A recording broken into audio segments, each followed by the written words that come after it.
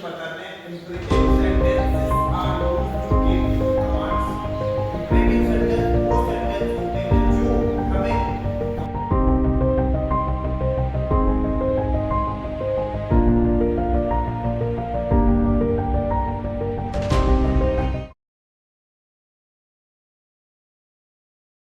Good morning बच्चों।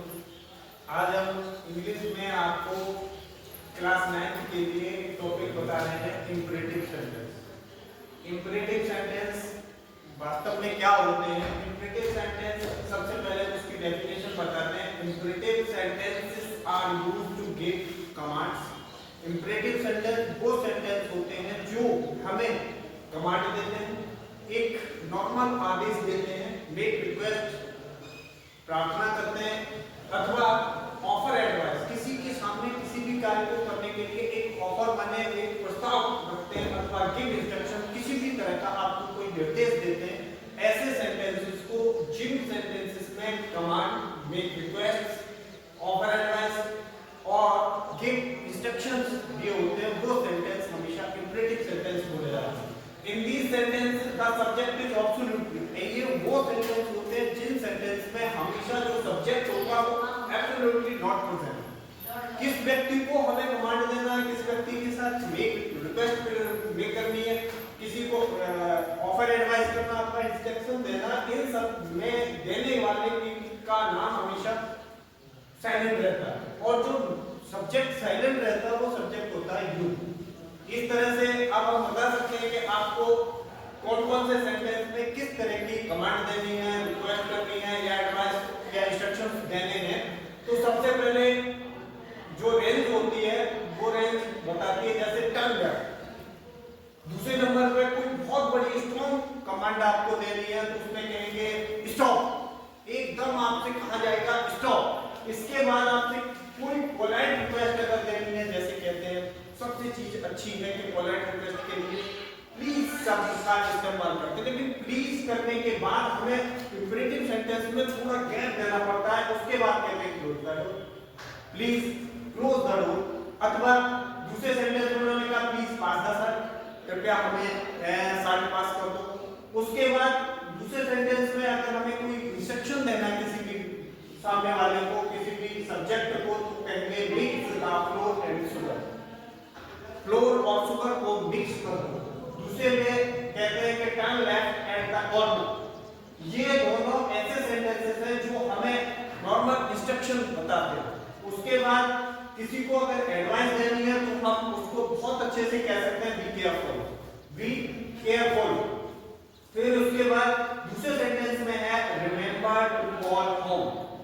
दूसरे sentence में भी अगर एडवाइस देनी है कि रिमेंबर टू कॉल होम, हमें अपने इस बात का याद रखना है कि घर पे फोन करना है, घर पे इन्फॉर्म करना है कि हम जहां भी आना चाहते थे वहां पहुंच चुके।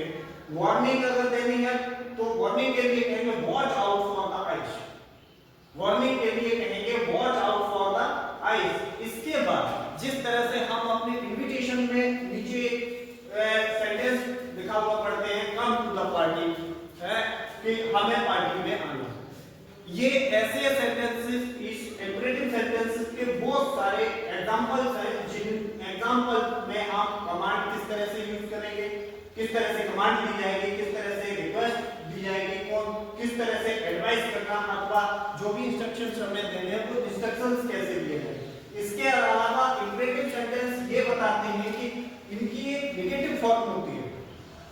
सिंपल सेंटेंसेस में ये सारे सेंटेंस, उसके बाद एक नेगेटिव फॉर्म में आता है। तो हर सिंपल सेंटेंस में जो नेगेटिव सेंस देने वाले सेंटेंसेस होते हैं उन सभी सेंटेंस को हम या तो डोंट से अथवा डू नॉट, इन दोनों हेल्पिंग वर्ब में से किसी से भी स्टार्ट कर सकते हैं। Every sentence is begin with the word don't और डू नॉट। फिर हम कहेंगे, जैसे एग्जांपल देखते हैं, डू नॉट गो देयर अथवा डोंट गो देयर।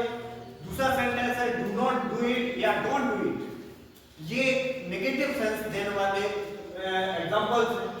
फिर इनमें क्या क्या होता है कि this sentence will be begins with the base form of the verb. In every imperative sentence begins with the base form of the verb.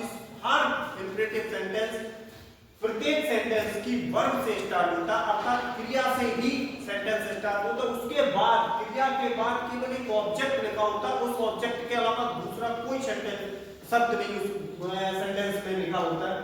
अब देखिए कुछ पंक्चुएशन मार्क्स भी हमें यूज करने पड़ते हैं इंपरेटिव सेंटेंसेस में। तो in the sentences punctuation marks use as the period, जिसे हम स्टॉप भी कहते हैं या फुल स्टॉप कह सकते हैं, और मैक्सिमम इन सेंटेंसेस में हमेशा वाक्य के पीछे एक्सक्लेमेटरी सेंटेंस का यूज होता है। तो बेटा आज हम आपको इंपरेटिव सेंटेंस के मतलब आपकी बुक एक्सरसाइज में इंपरेटिव सेंटेंस के नीचे एक्सरसाइज 6.1 और 6.2 ये दोनों एक्सरसाइजेज हैं जिनमें दिए हुए इंपरेटिव सेंटेंस को आपको हिंदी टू इंग्लिश कन्वर्ट करना है। Thank you.